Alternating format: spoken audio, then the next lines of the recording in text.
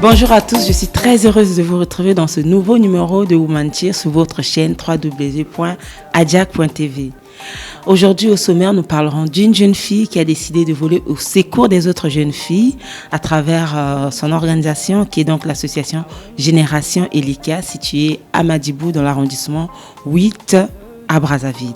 Avant de la découvrir, je vous prie de regarder ce reportage.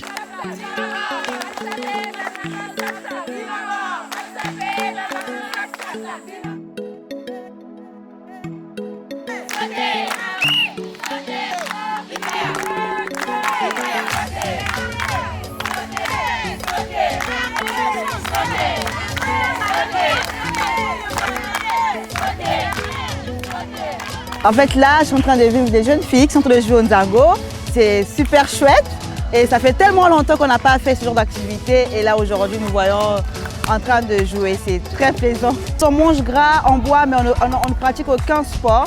Et c'est pas bien pour notre cœur, notre estomac et le surpoids surtout. Et donc, le conseil, c'est que de faire souvent le sport, de sauter, de courir ou de marcher. Même la marche, c'est très important. Donc, je recommande à tous les jeunes, même les mamans, hein, on accepte tout le monde à la génération Elikia à venir ensemble. Venez jouer avec nous nombreux au Nzango et au football pour être en bonne santé. Elikia, venir ensemble!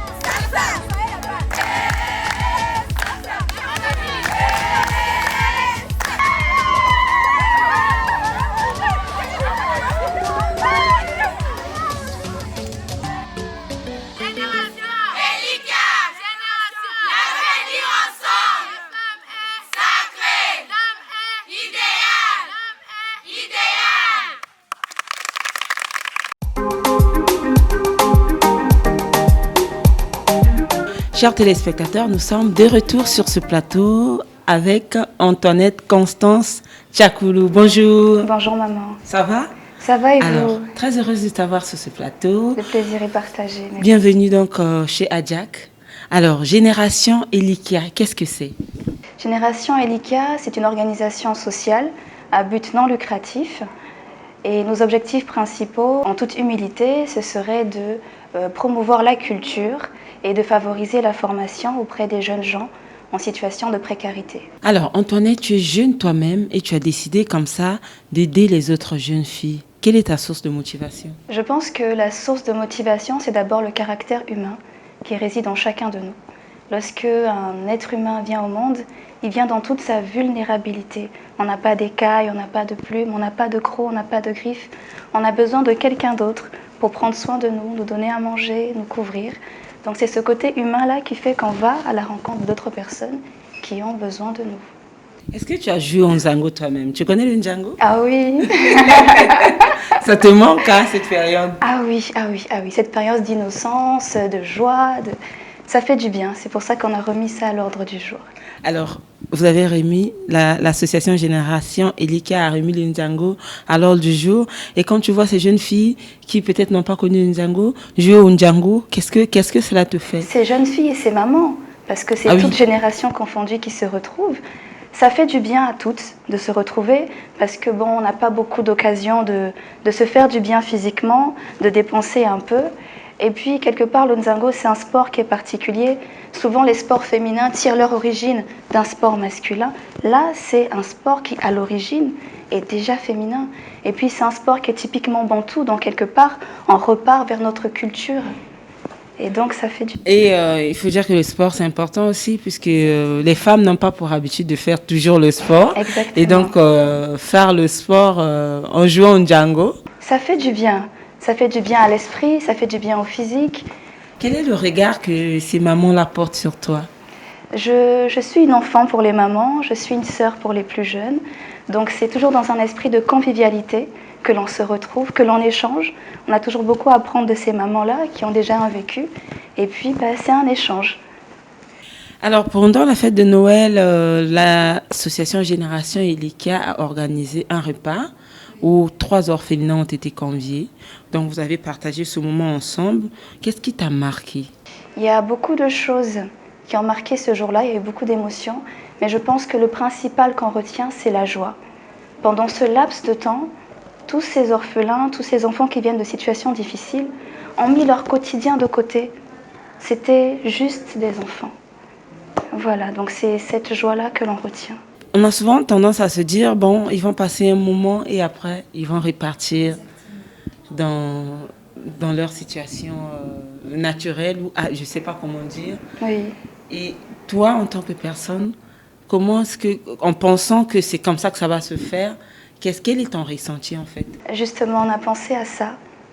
Et ça fait qu'on ne s'est pas juste séparés à Noël. À chaque activité, on refait appel à ces enfants-là qui restent avec nous.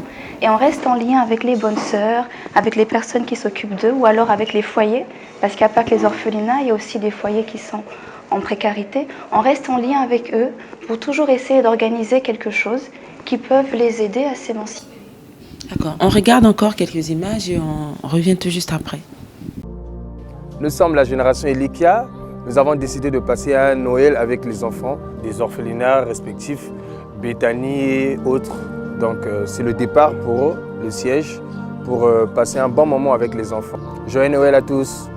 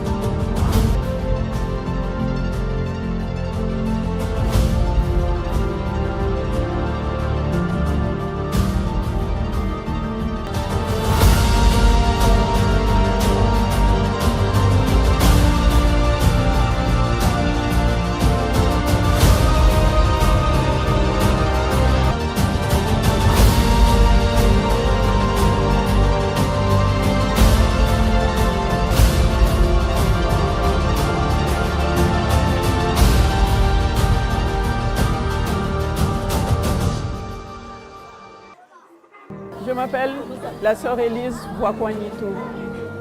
Je suis la responsable du foyer Nazareth. Les enfants sont très très contents. Donc nous sommes au foyer Nazareth, à l'arrêt Malga. Le centre s'appelle Foyer Nazareth. Nous nous occupons des orphelins et des enfants abandonnés. Dieu vous bénisse. David Bobenda, la directrice du centre d'accueil Bethany.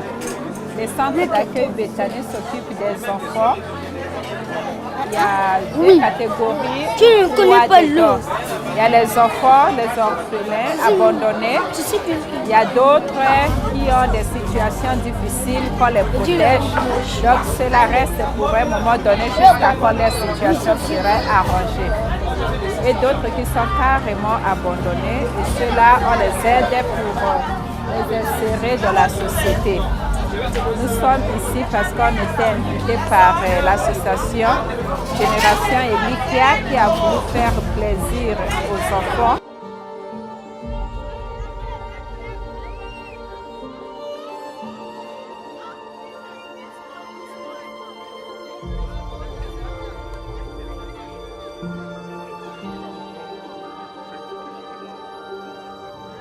Ce qui m'a plu, c'est que la fête était bien organisée, ça s'est très bien passé. J'ai été heureuse.